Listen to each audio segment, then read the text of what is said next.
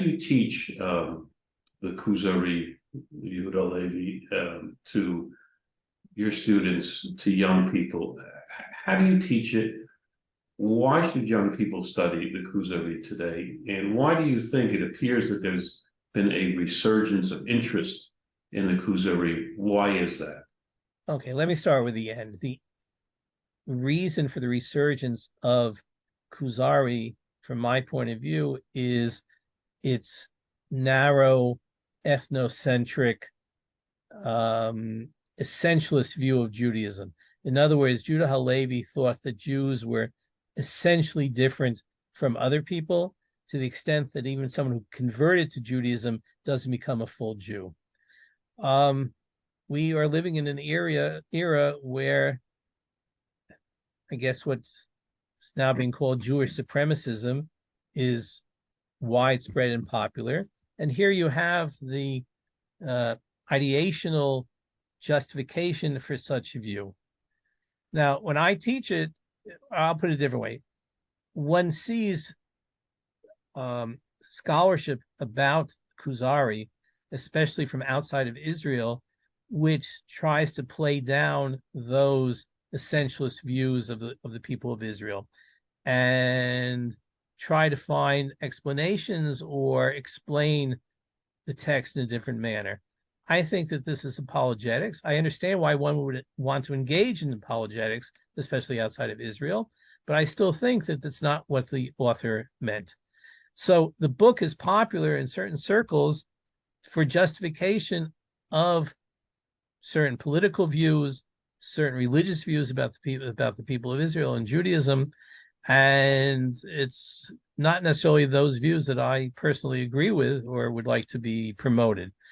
But I teach the book as an example of one trend in Jewish thoughts. I often compare it with Maimonides, who much more would be considered a universalist and would seize all human beings basically to be equivalent.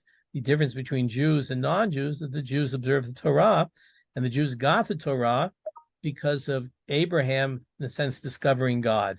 So for HaLevi, God had no choice but to give the Torah to the Jews because they had a special quality. For Maimonides, God gave the Torah to the Jews because Jews chose God, as it were.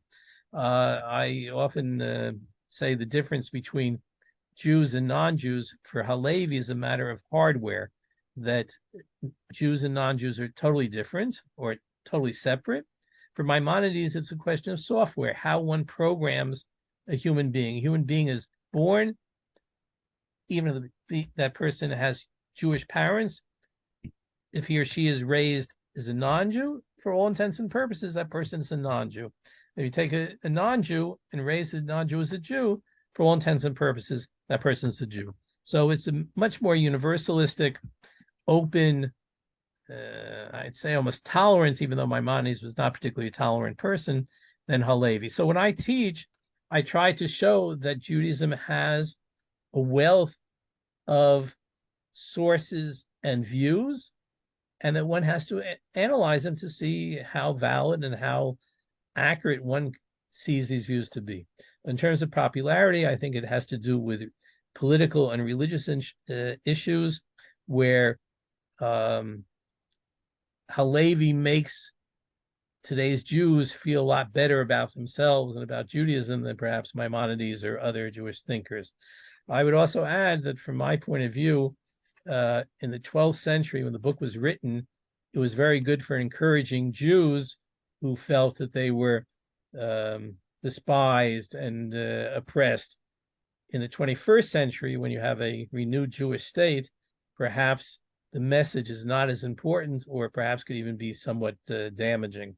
So I don't know if that's the answer to your question about. No, could you link the popularity today in certain circles? Let's take out the political element to the fact that there is this love for Zion and the land of Israel, and as you just mentioned, there's a resurgence in that whole area, obviously, with the state of Israel.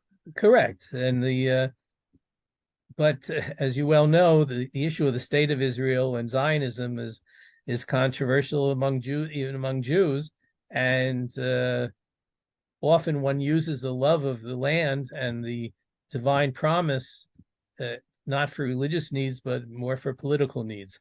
And as I'm saying, it seems to me the book fits well into the agenda of certain groups, for whom the love of the land of Israel is the most important part of their Jewish identity. Okay.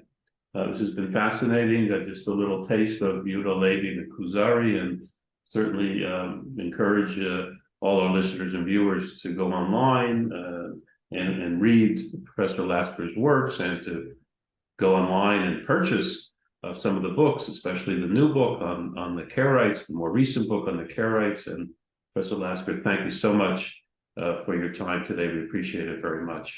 Yeah, you're welcome. Nice talking to you.